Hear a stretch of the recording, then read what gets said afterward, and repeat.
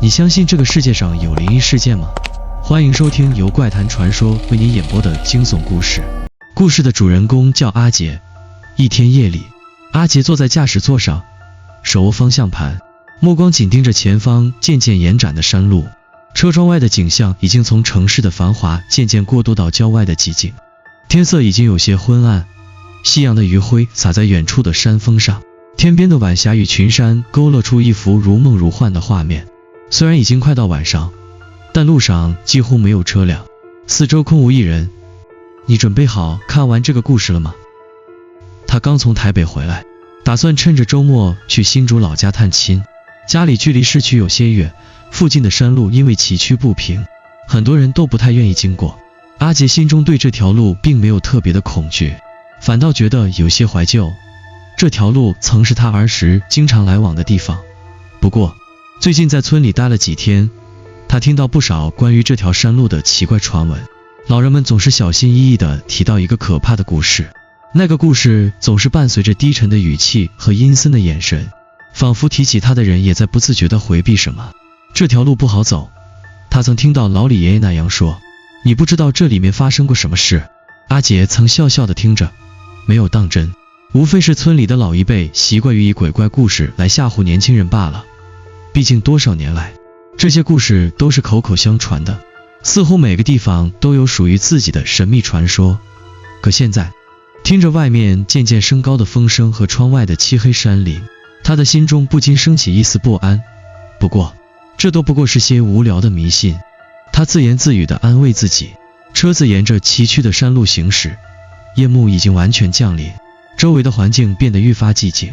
车灯照亮了前方的道路，发出单调而清晰的光束。四周的树木在风中轻轻摇曳，像一只只探出枝桠的手，仿佛要抓住什么。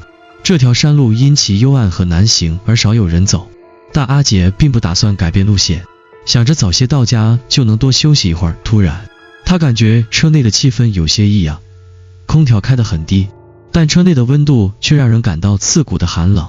阿杰不禁打了个寒战，怎么这么冷？他低头看了看空调，确保它没有设置错误，又轻轻调高了温度，可空气依然让人感到冰冷，背脊处隐约传来一股不适的感觉。就在这时，车灯突然闪烁了一下，然后又恢复正常。阿杰皱了皱眉头，微微加了油门，打算快速穿越这片山路。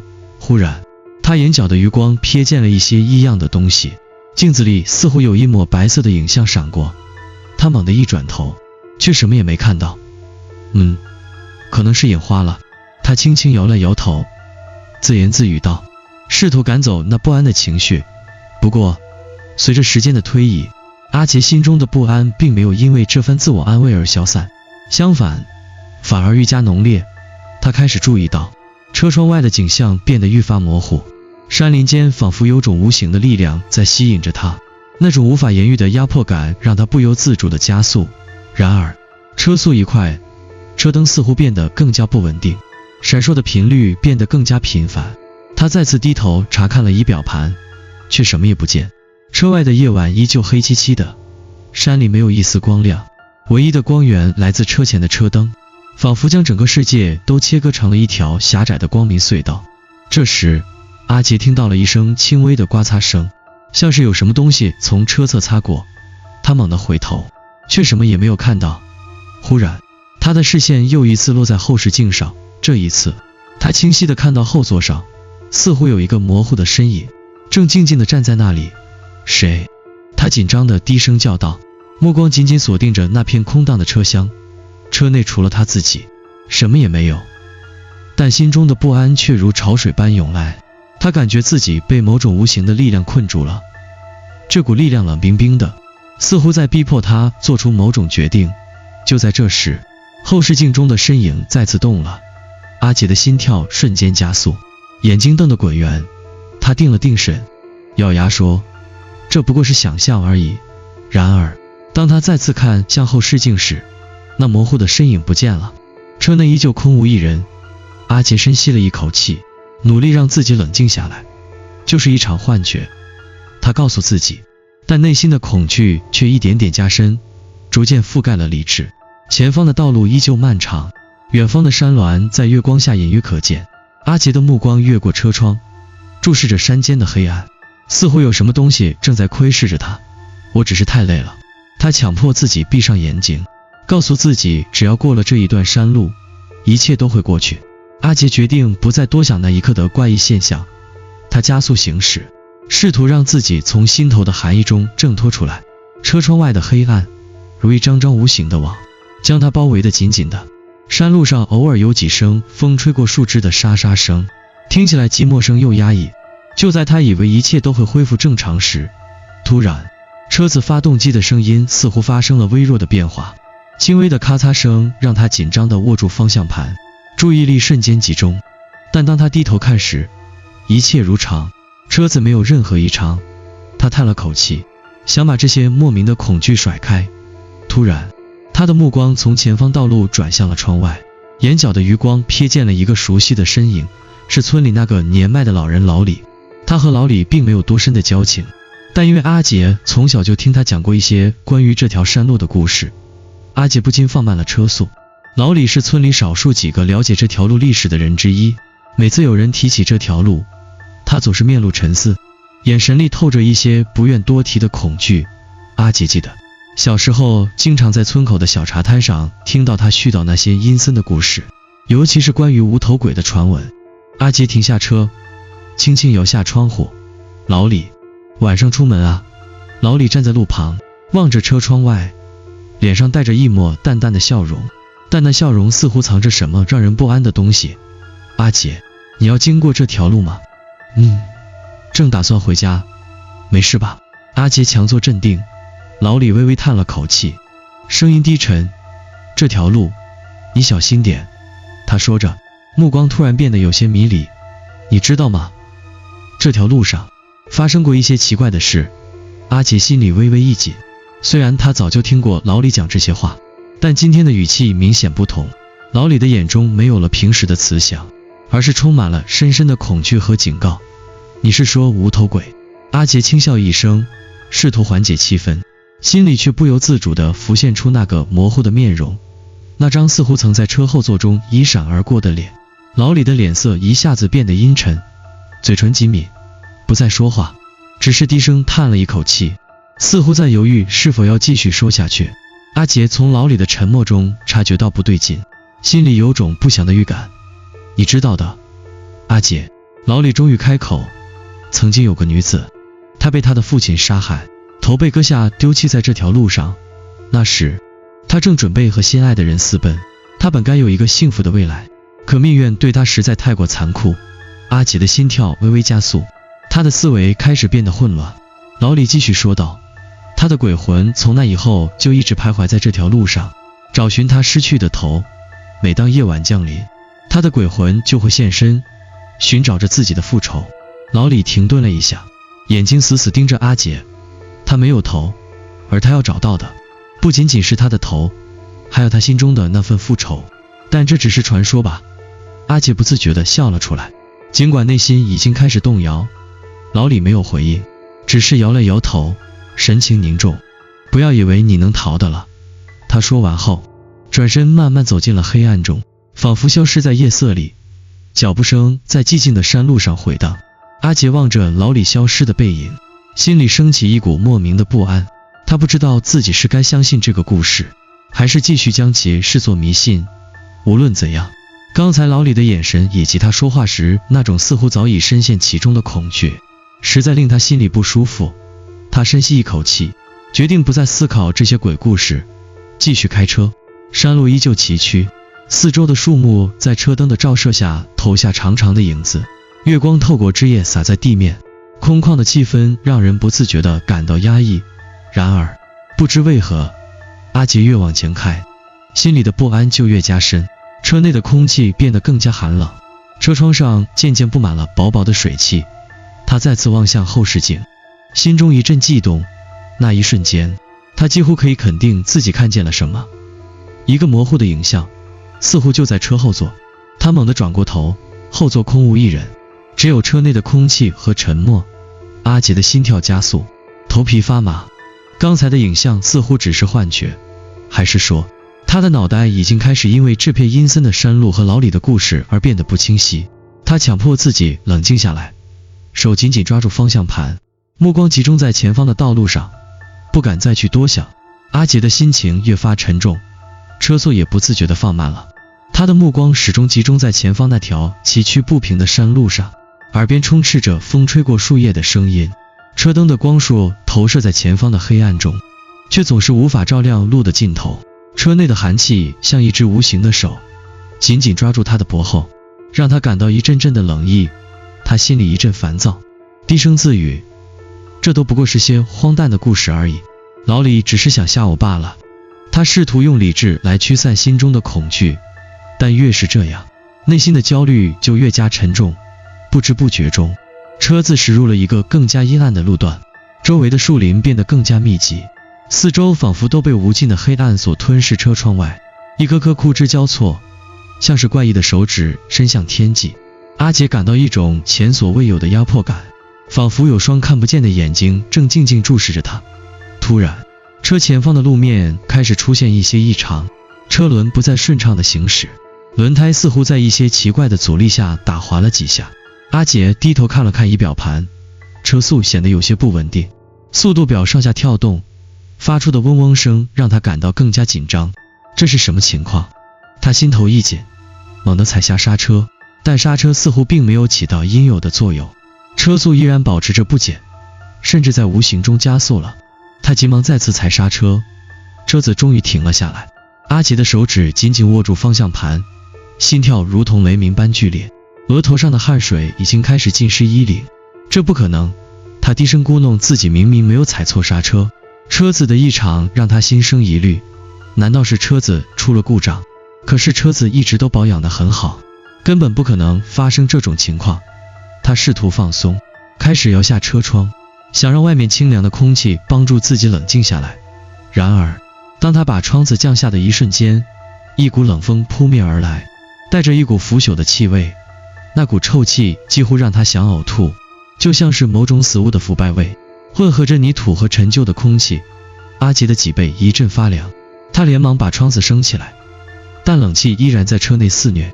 他的眼睛不自觉地扫向车外，风中传来奇怪的低语声，似乎是某种无形的声音在悄悄诉说着什么。阿杰忍不住打了个寒战，心里感到一阵难言的恐惧。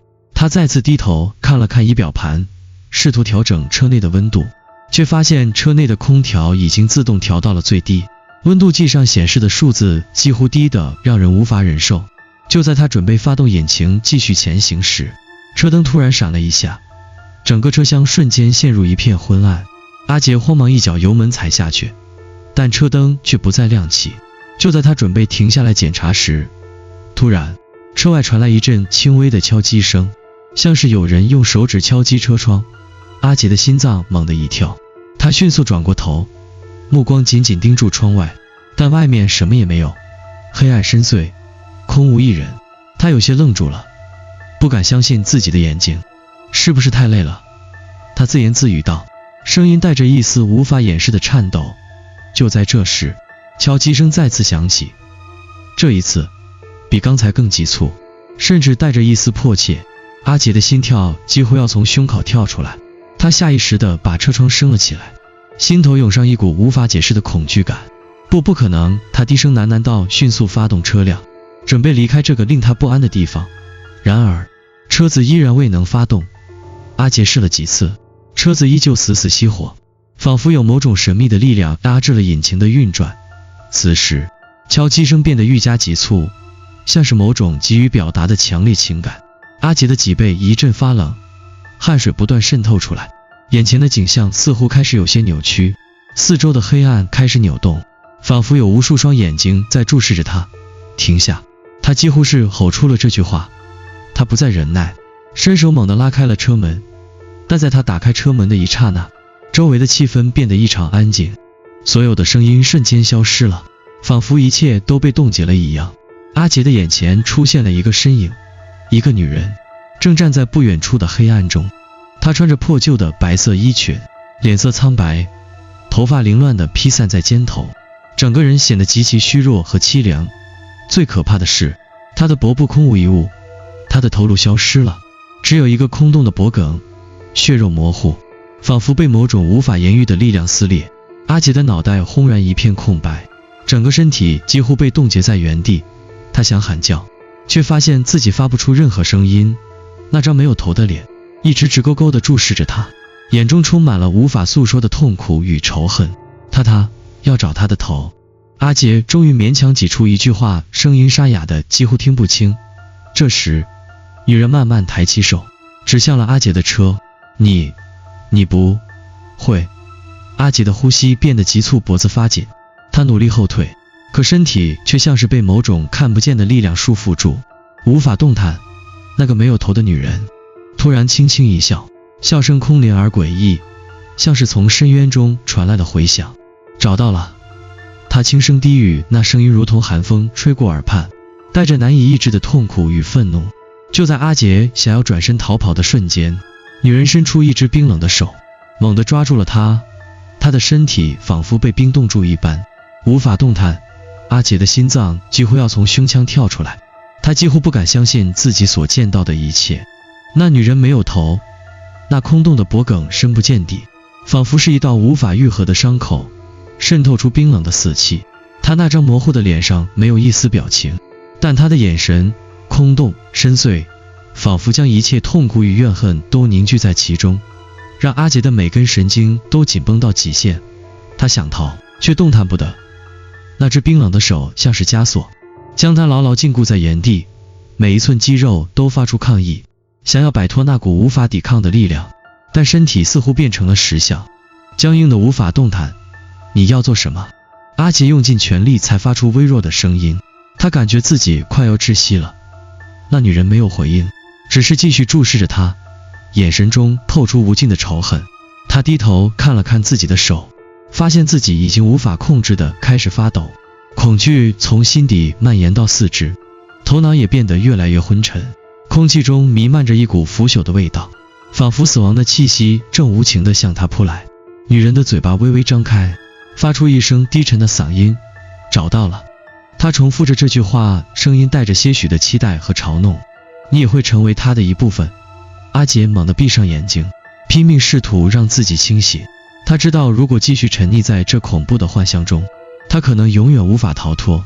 不，他猛地甩开脑袋，猛地用力一挣，突然身体好像脱离了那股冰冷的束缚。他不顾一切地转身，朝着车门冲过去。他抓住车门的把手时，车窗外那女人的低语声再次响起，他要你给他复仇。不等阿杰开门逃跑，车窗突然发出一声刺耳的刮擦声，车门狠狠地被甩开。阿杰跌坐在地上，猛地抬头，看见那女人突然出现在车门前。她的头颅依然没有消失，只有空荡荡的脖梗和长长的血迹。她的双手张开，像是要将阿杰拉进那个无尽的黑暗中。他的心跳剧烈加速，几乎要被这恐惧压垮。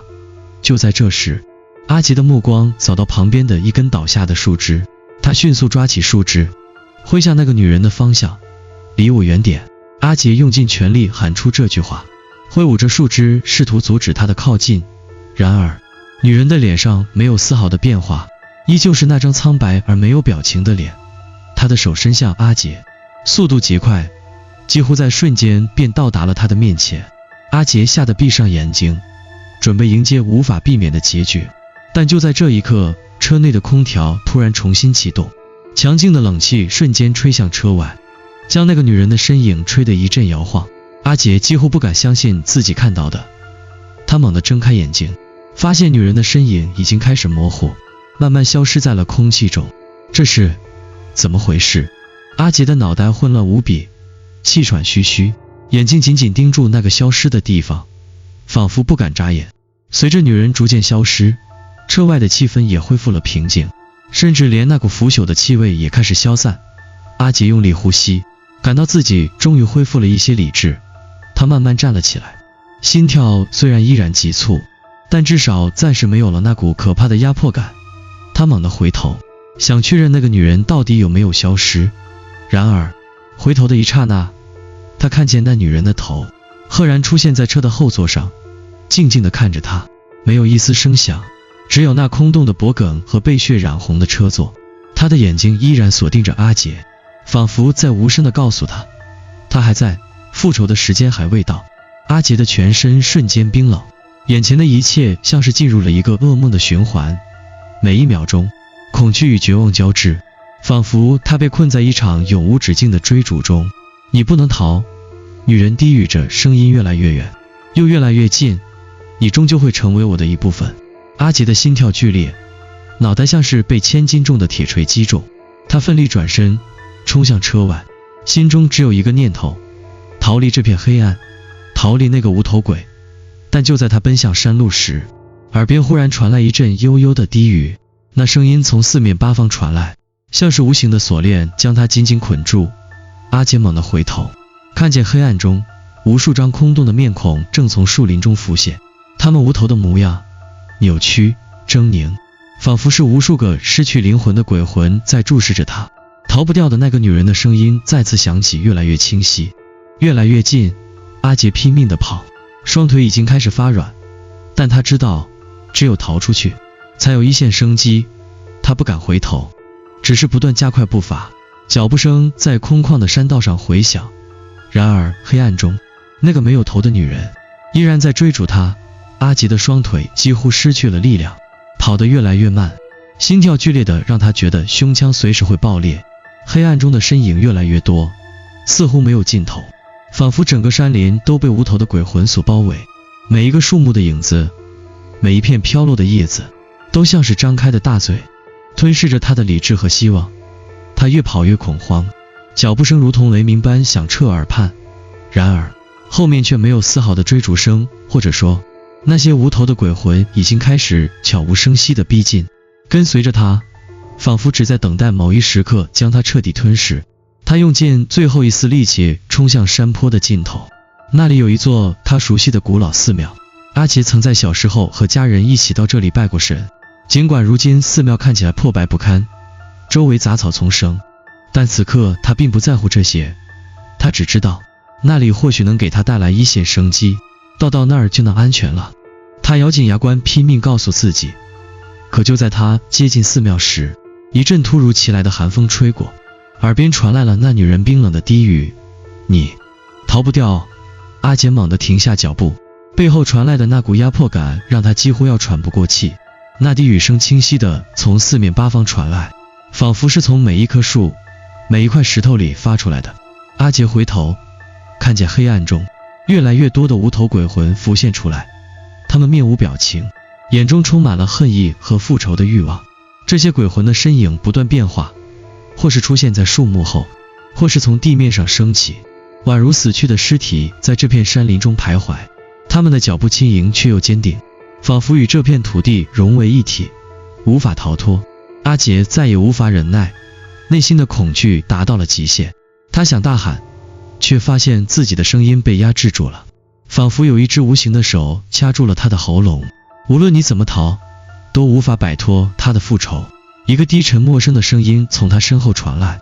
阿杰猛地转过头，正看到那个没有头的女人站在寺庙门前，面容扭曲，血迹斑斑，她的脖梗依旧空荡荡，鲜血从空洞中汩汩流出，但她的目光却如同钉子一样穿透了阿杰。她要你来替她完成复仇。女人再次开口，声音没有一丝情感，空洞的眼神让她的声音更加阴森恐怖。她缓缓伸出一只手，指向阿杰。她已经决定了，你将成为她的一部分。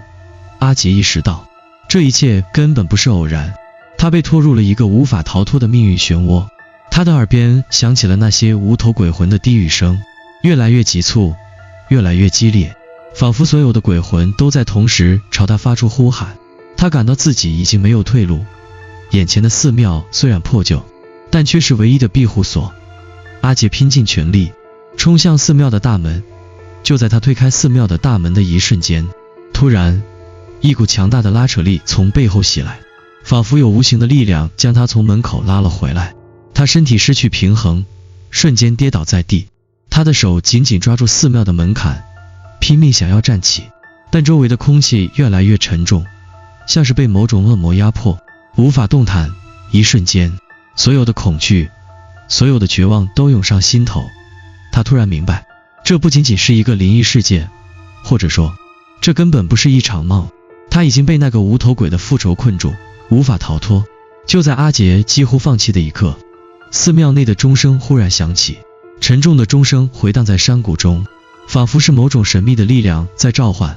阿杰的眼睛骤然睁大，他记得小时候听说过，寺庙的钟声曾有驱邪的力量，能够将鬼魂赶走。但这时，女人的笑声再次响起，空洞的笑声中带着浓浓的嘲弄。你以为能躲得过他的复仇吗？他的声音近乎刺耳。突然，一阵阵风暴掀起，整个山谷似乎都在颤抖。阿杰拼命挣扎，却发现自己如同陷入了深渊，无法自拔。突然，钟声变得更为急促、强烈，每一声钟响都像是重锤般敲打在阿杰的心头。随着钟声的响起，整个山谷的黑暗似乎开始有了变化，黑暗中的鬼魂逐渐消散，那个无头女人的身影也开始模糊，但女人的低语却依然清晰可闻：你逃不掉的。阿杰猛地睁开眼睛，发现自己依然跪倒在寺庙的门前，身体的力量渐渐恢复，周围的空气也变得清新。他急忙站起，猛地回头看去，那个没有头的女人已经消失了，四周再也没有鬼魂的身影，钟声渐渐消失，寺庙前的景象开始恢复平静，仿佛一切都没有发生过。然而阿杰知道，这一切并不只是梦，他已经和那个无头鬼的复仇纠缠在一起，而他的复仇或许只是刚刚开始。寺庙前的空气逐渐恢复平静，但阿杰的内心却无法平静。尽管他成功躲过了眼前的恐怖，似乎一切又重新回归到正常，但他清楚地知道，这一切也没有结束。他感到一股无法解释的压迫感，如同一双看不见的眼睛依旧在盯着他，时刻提醒着他，那个无头鬼的复仇还未完成。阿杰缓缓站起，站在寺庙的破旧门前，目光定定地望向远处的山脉。他的双腿有些发软，但他的心中却有一个念头在反复盘旋：如果他不找到那个无头鬼复仇的真相，他永远无法摆脱这场噩梦。他从裤袋里摸出手机，试图打电话给家人或朋友，但信号早已消失得无影无踪。山路的偏僻与恶劣让他几乎与外界隔绝，周围的一切看似安静，但那股深藏在空气中的压抑感依旧未曾消失。到底是什么让他复仇？阿杰自言自语，他知道自己必须弄清楚这个问题，只有弄清楚背后的真相，他才有可能彻底摆脱这一切。他决定再次走进寺庙，寻找任何可能的线索。寺庙内部阴暗潮湿，墙壁上布满了陈旧的灰尘与蜘蛛网，破旧的木门吱呀作响，仿佛在向他发出警告。阿杰捏紧拳头，压下内心的恐惧，迈步走了进去。寺庙内部空旷而安静，只有墙壁上那些已经剥落的壁画和不明的符号，隐约透露着一种古老的气息。阿杰的眼睛扫视四周，心中不禁升起一股莫名的疑虑。他走到寺庙的正中央，眼前是一座破损的佛像，佛像的面容已经模糊不清，几乎完全被岁月侵蚀，但他的眼睛依然深邃，仿佛在注视着阿杰。这些壁画，这些符号。阿杰低声喃喃，他的目光停留在一幅画面上，那幅画画的是一位年轻女子，她的面容娇美，然而她的脖部却没有头颅，空荡荡的脖子像是被什么东西吞噬掉了。画面下方有一行古老的文字，虽然部分已经模糊不清，但依稀可见，她的头永远消失在那片无尽的黑暗中，复仇无止境。阿杰的心脏猛地一跳，这一行文字瞬间击中了他心底的恐惧。他意识到，这幅画描绘的正是那个无头鬼，而且那个女人复仇的原因似乎与她的死因息息相关。他突然想到，或许他可以找到更多的线索，揭开这个复仇背后的谜团。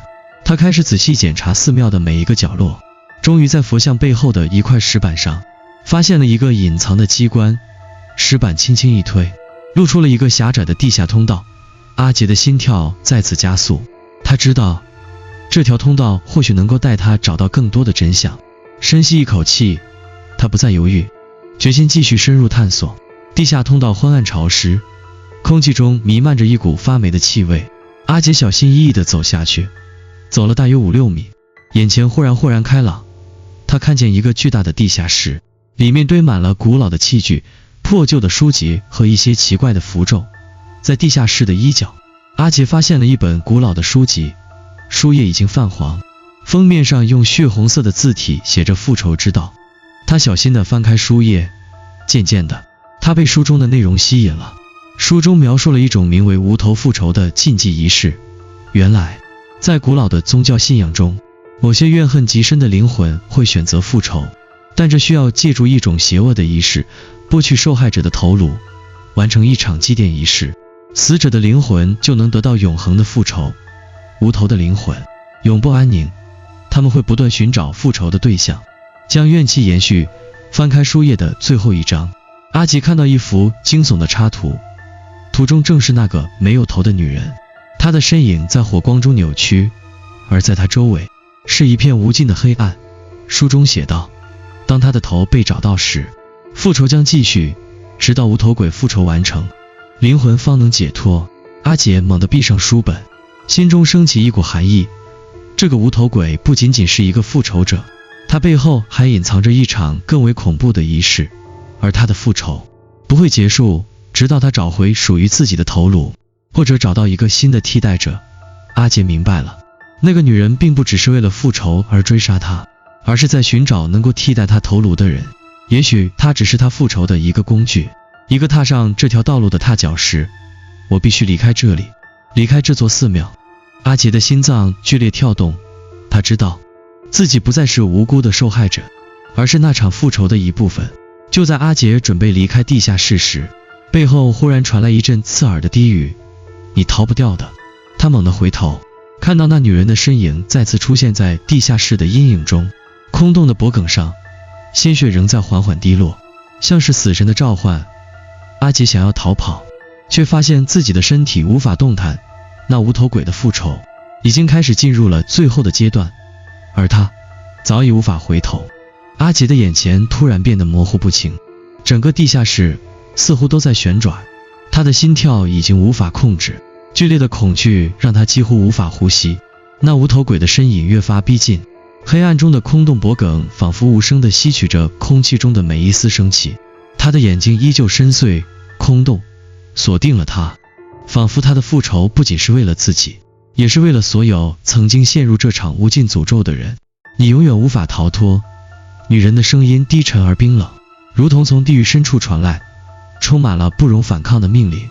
阿杰想要移动，却发现自己的双腿仿佛被铁链缠住，无法动弹。他的呼吸急促，整个人像是被强大压力压得喘不过气。头脑中的混乱和恐惧让他无法集中思考。随着无头鬼的靠近，他感到一股阴冷的气息包围着他，身体逐渐冰凉，仿佛已经进入了死亡的边缘。你不是他的目标。那女人忽然停下了脚步，目光依旧锁定在阿杰的身上。你是替代者，替代他的头，替代他的痛苦。阿杰愣住了，脑海中如雷鸣般响起这句话。他猛地回忆起书中写的那些古老仪式，无头复仇，无头鬼需要一个替代者，只有找到一个新的牺牲品，他才能解脱。而他不知不觉间已经成为了这场复仇的牺牲品。阿杰感觉到一股剧烈的恶心和不安，他的身体逐渐失去力量，像是被无形的手掐住了心脏。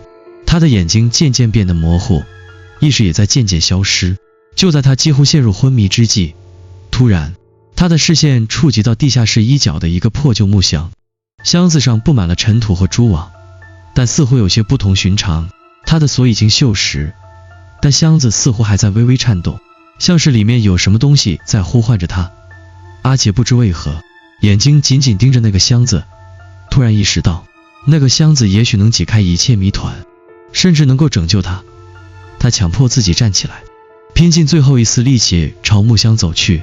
随着每一步的迈出，阿杰的心跳都越来越沉重。无头鬼依然站在原地，静静地注视着他，仿佛等待着这一切的结局。终于，他来到箱子前，伸手打开了已经腐朽的木箱。箱子内部空空如也，唯一能看到的是一块破碎的石碑，石碑上刻着一些古老的符号和一段模糊不清的文字。阿杰心中一震，他认出了这些符号，这正是书中提到的解脱符咒。只要正确的解读这些符号，他或许能够解除无头鬼复仇的诅咒，甚至将它彻底消灭。然而，恍若是一个无解的谜题，那段文字变得越来越模糊，仿佛与时间的流逝一样，它的意义也开始变得遥不可及。阿杰感到一股强大的力量从石碑上传来，那些符号仿佛在剧烈的变化，成千上万种不同的组合开始闪现在他眼前，每个符号都带着不同的能量，闪烁着恐怖的光芒。就在他试图读懂那些符号时，背后的无头鬼突然发出了一声凄厉的尖叫，那声音刺耳，充满了疯狂。阿杰猛地回头，看到那个无头鬼的身影开始剧烈扭曲，他的空脖子里开始涌出黑色的血液，血液迅速流淌到地面，形成了一个血池。你不能逃！他的声音变得更加尖锐，几乎让阿杰的耳膜震裂。你将成为他复仇的最后一环。无头鬼的身影逐渐变得模糊，他的身体在血池中化作了黑色的雾气，像是被无形的力量吞噬。但他那冰冷的眼神依旧锁定着阿杰，仿佛在无声地威胁着他，如果不完成复仇，死神就会永远纠缠不休。阿杰看着眼前逐渐弥漫的黑雾，心中燃起了一丝最后的希望。他猛地伸手，将那块石碑从箱子里取出，拼命用力去触碰那些符号。在那一瞬间，符号的光芒突然强烈闪耀，刺得阿杰眼睛生痛。他听到一声如雷的爆炸声，随之而来的是一阵前所未有的震动，整个地下室的石壁开始剧烈摇晃。阿杰瞬间跌倒，痛苦地捂住耳朵，耳边的声音几乎要将他吞噬。血池中的黑色雾气开始蠕动，变得更加浓烈，仿佛要将阿杰和整个世界吞噬。然而，随着符号的光芒不断闪耀，一道刺目的白光突然从石碑中迸发出来，瞬间照亮了整个地下室。阿杰闭上眼睛，感受到一股强大的力量涌入自己的身体，痛苦与压迫感渐渐消失，取而代之的是一股如涌泉般的能量。他睁开眼睛，看到眼前的无头鬼已经不见踪影，血池消失了，黑雾已开始 dissipate， 乘风散开，地下室的光线变得明亮，仿佛一切回到了原点。无头鬼的复仇终结了，但阿杰知道，这场复仇的代价已经让他无法回头。他目光空洞地看向四周，意识到自己或许永远也无法忘记那段疯狂的经历。他转身离开了寺庙，走向外面的黑夜，心中只有一个念头：尽管无头鬼的复仇已结束，但他和这场复仇的故事已经注定紧紧相连。